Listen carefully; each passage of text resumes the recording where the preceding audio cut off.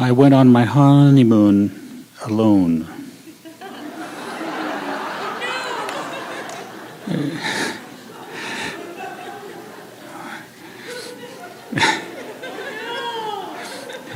We'd chosen a wedding date just before Christmas, after an intimate ceremony and reception. This was to be her third marriage, my first.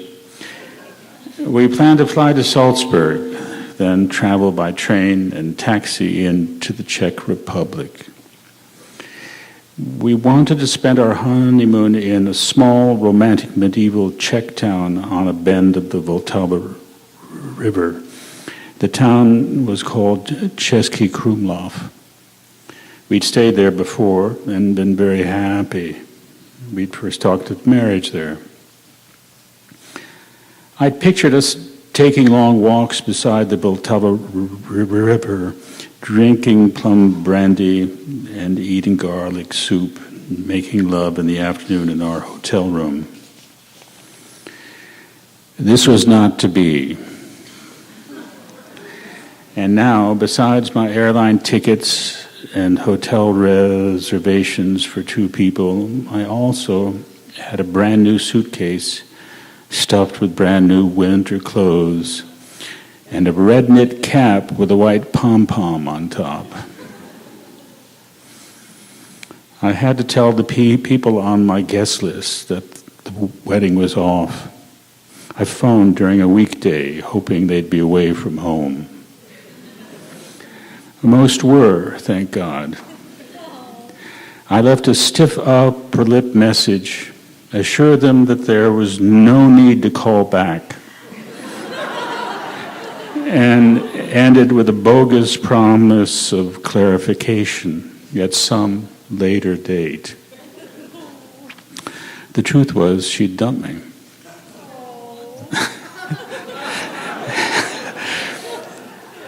There was another man.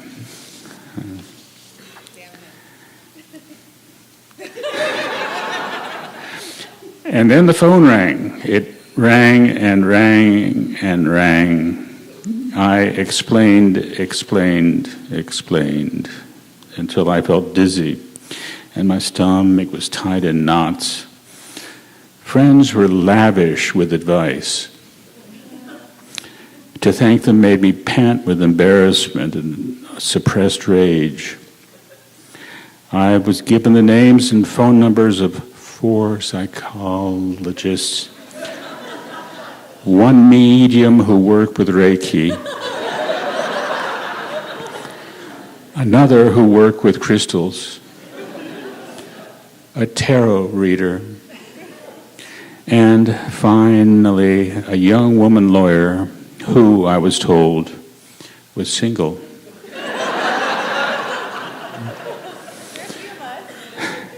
After a few days of this, I changed the message on my answering machine. Hello, it said. Yes, it's true. Thank you for your concern. I'm fine. All is for the best. Please leave a message, and I'll call you as soon as I get back from my walking tour of the North Pole.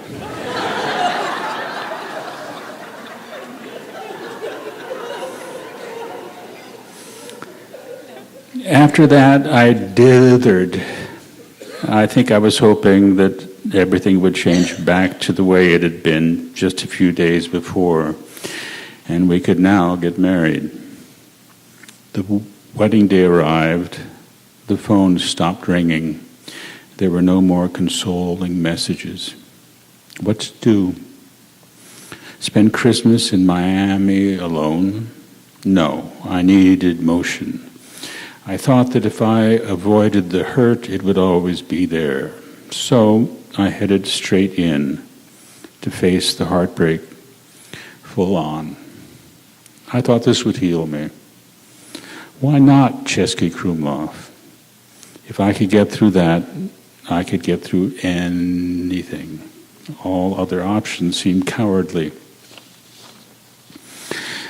I called for a cab.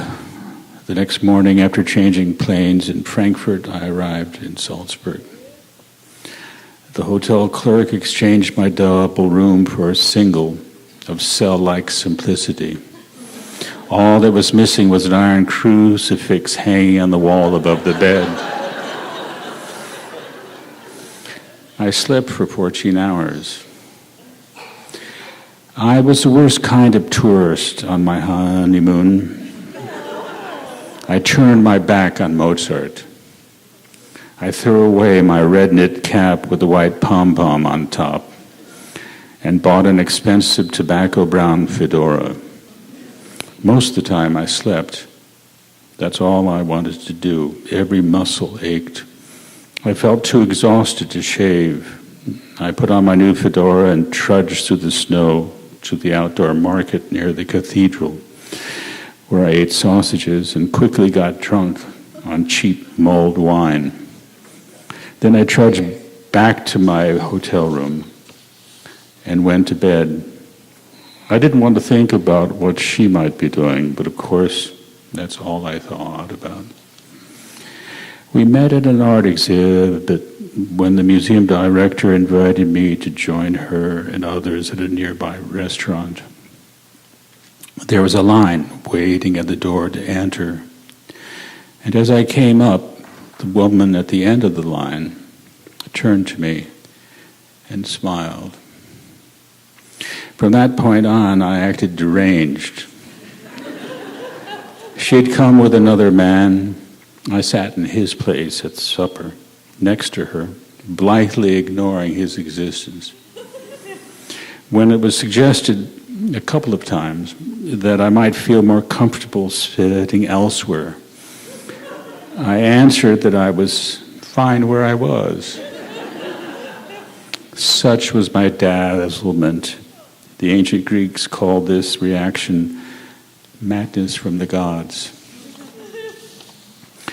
As I drove in the taxi through the freezing dark Czech forest to Český Krumlov, our town, the town where we first talked of marriage, I could feel the grip of that enchantment growing looser, but it would take another year to let go. She was still a presence there with me in the taxi. After all, this was to have been her trip as well as mine. But time, distance, and exhaustion would do their work. A new and different fate waited for me. The only thing certain was that after this visit, I would never see Český Krumlov again. Thank you. David is currently single and is open to love again, even marriage. He'll be available for closer viewing in the after party